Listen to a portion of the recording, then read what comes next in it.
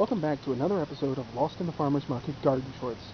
This is part 3 of a 5-part series covering several critical hibisci, or mallows as you were.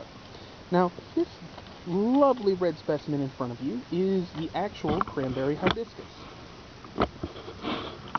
Very, very loose and airy. Almost looks like a Japanese maple, doesn't it? Its scientific name is Hibiscus acetosella. Acetosella is actually one of the original word names for sorrel because it has a sour flavor that's reminiscent of it. It basically means sour taste. This is a perennial in zones 8 through 11. So once I get this out this pot and put it in the ground, gangbusters. It's sometimes called false roselle, maroon mallow, or red shield hibiscus, which is the tag I got it under, red shield hibiscus. I'm okay with that.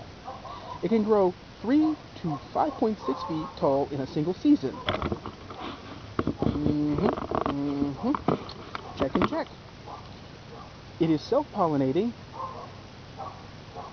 You know, I can make a joke about hairy hands there. I think I'll skip. And it is grown in agriculture after tomatoes and potatoes to neutralize root knot nematodes because they can't do nothing with this plant.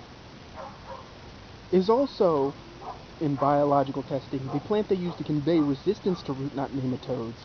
Its genetics are used for that, which is kind of interesting when you think about it. It is, yes, it is always this fabulous red. Unless it's not getting direct sun, then it turns sort of a... Well, actually, we have a leaf that is demonstrating that. Let's zoom in. See that? That pale leaf down there on top? That's what it looks like when it's not getting adequate sunshine. But I digress. We're going to zoom out. It is a possible hybrid between Hibiscus asper and Hibiscus suratensis. It was first recognized by French botanists in 1886 in the Democratic Republic of Congo, Angola, and Zambia region. Cuttings take root in water. Seed freely germinates. It's actually really prolific in that regard. The leaves are a tart spinach substitute, and they will retain their color even if cooked, which is rare in the plant kingdom. Flowers are, in some places, mixed with ice, sugar, lemon or lime to make a purple lemonade.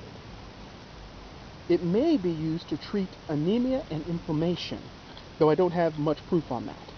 Now, as far as plants go, how many plants do you know of are that fabulously red? Virtually none. It looks like something that came out of a book. In fact, it reminds me of the red weed from War of the Worlds by H.G. Wells.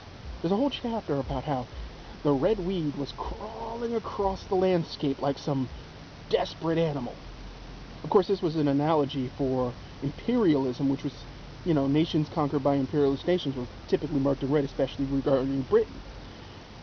Well, the red weed's here, but it's behaving itself. That is said, you should grow this because it is an interesting plant to look at from a foliage standpoint, from a color standpoint, from the fact that its leaves almost look like marijuana and you can scare your neighbors, your square neighbors. Fully edible. It is a bit sour tasting, but if you're into sour and you're into sorrel, this is your much more prolific heat-loving bag. Plus, again, cuttings root in water. What's not to love, folks? With that said, this brings to a close another episode. Stay tuned for the next one in the series, where we cover flowering maples. Keep them growing, folks.